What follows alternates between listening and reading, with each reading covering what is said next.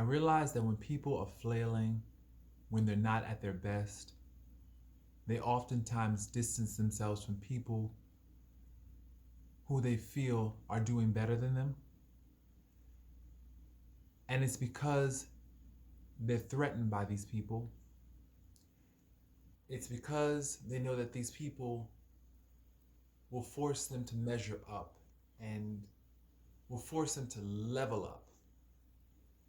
And right now, they're just not at that place. So they want to be around people who they have more in common with, who share their same experience, who are at the level that they're at now. And a lot of people, they'll definitely stay away from those who are doing better than them because that person triggers their insecurities. That person makes them feel inept. That person makes them feel inadequate. And it's through no fault of that other person. It's through no fault. They're just living their purpose. They're just doing what they do.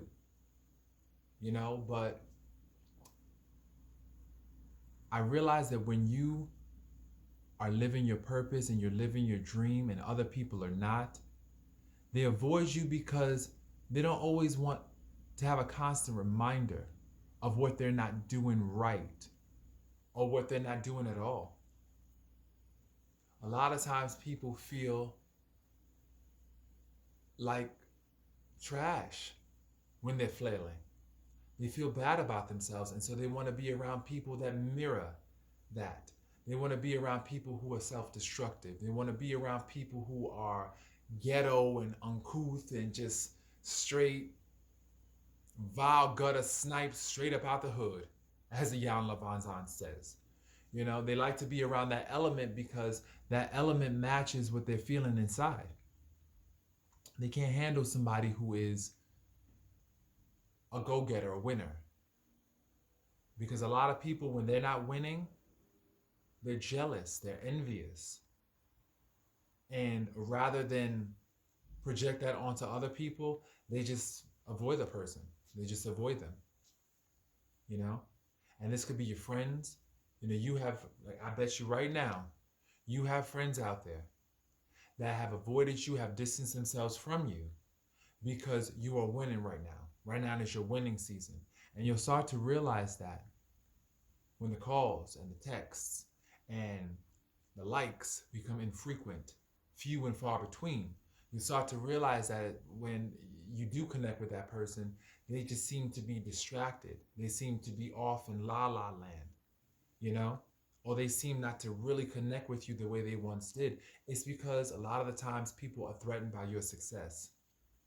When you are doing great things, when you are traveling, when you are getting married, when you are writing books, when you are, winning at your job, getting new promotions, you'll start to see a lot of your friends disappear. And that's the reality. Because a lot of people cannot be happy for you when their own lives are a train wreck. And so you have to realize that that's no reflection on you. That's a reflection of their own insecurities, their own feelings of inadequacy, their own sense of worthlessness, and you should not personalize that. I've had friends that have distanced themselves from me, and I realized that it was because I shared with them that I'm doing great things, and they can't handle it. A lot of people cannot, and that's what I had to learn. A lot of people cannot handle your greatness. They cannot handle it, especially when they don't have anything going on for themselves in their own lives. So that's why I feel it's just really important that you connect with people that are on your level. Connect with people that are doing great things, because when you connect with people that are doing great things, that's something that you both have in common. You don't have room to be jealous or envious of them because you're doing your own great thing. You are manifesting manifesting your own greatness, and greatness attracts greatness like iron sharpens iron. You have someone that you can go to, a touchstone that is not envious because they got their own wonderfulness. But when you're trying to share your greatness with somebody who is flailing, they're going to be looking at you and making these slight comparisons, wondering why they're not at your level. You know, so I just had to share that message with y'all, real brief. You know, definitely make sure you align yourself for greatness. And for those people that you call friends who can't be happy for you, you're going to have to reevaluate that relationship, because you can't deal with people that are just negative, who are always trying to